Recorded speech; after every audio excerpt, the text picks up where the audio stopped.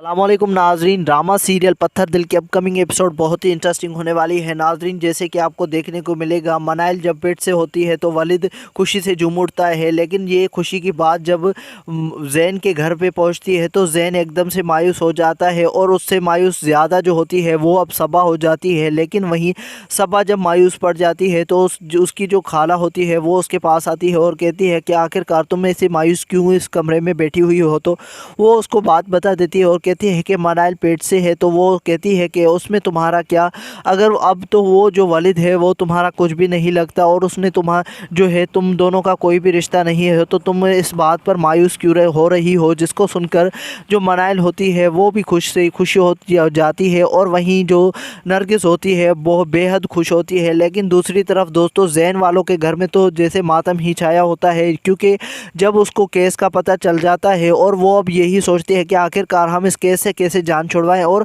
अगर इसने हमसे केस जीत लिया तो शायद हम रोड पे आ जाएंगे। और वहीं जब वो बात करती है माजदा, जब ज़ारा से बात करती है तो ज़ारा उसको कह देती है कि जब वो मनाइल तुम्हारे पास आई थी और माफ़ी मांगी थी तो तुम्हें शायद माफ़ करना चाहिए था। अगर तुमने माफ़ किया होता तो शायद हम इस मुसीबत में नहीं फंसते और वो हमसे कोई उसके बाप का हक नहीं मांगती, जिसकी वजह से हम इस घर में बेहद खुश हो जाते। जिसको सुनकर माजदा कहती है कि हाँ शायद ये सच है, लेकिन अब क्या करेंगे। जिसको सुनकर ज़ारा कहती है कि अगर उसने ये हमसे घर जो छीन लिया तो हम शायद रोड पे आ जाएंगे, जहाँ तो किराए के घर में रहेंगे। जिसको माजदा सुनकर कहती है कि जैन की तनख्वाह से तो हमारा घर भी बहुत बेहद मुश्किल से चलता है, तो हम जो है इस रेंट के पैसे कैसे देंगे। लेकिन वहीं वो ज़ारा जो होती है वो माजदा से गुस्सा होकर कहती है कि ये तुम्हें बात तब सोचनी चाहिए थी जब उससे इस घर से बेइज्जत करके निकाला था। जिसको सुनकर माजदा एकदम से मायूस हो जाती है। लेकिन जैन जब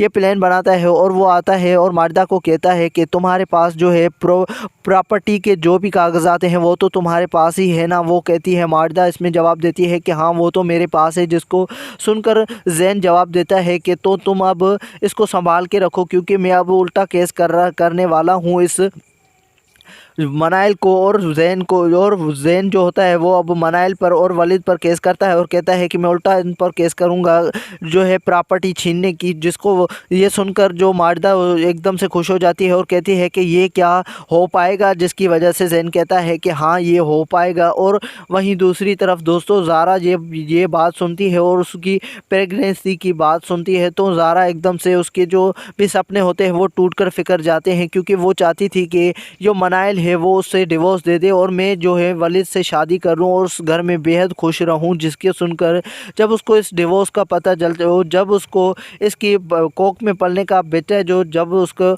पता चलता है तो ज़ारा होती है वो एकदम से मायूस पड़ जाती है। लेकिन सबा से फ़ोन कर कर कहती है कि क्या ये तुमने खुशखबरी सुनी है। जिसको सुनकर सबा जो होती है वो कहती है कि हाँ मुझे पता है कि तुम जो कहना चाहती हो, क्योंकि मुझे पता चल चुका है कि जो वालिद है और वहीं जो मनाइल है वो अब माँ बनने वाली है। तो ये सुनकर मनाइल जो ज़ारा होती है वो अब सबा से कहती है कि ये तुम्हें खुशी तो नहीं हो रही ना।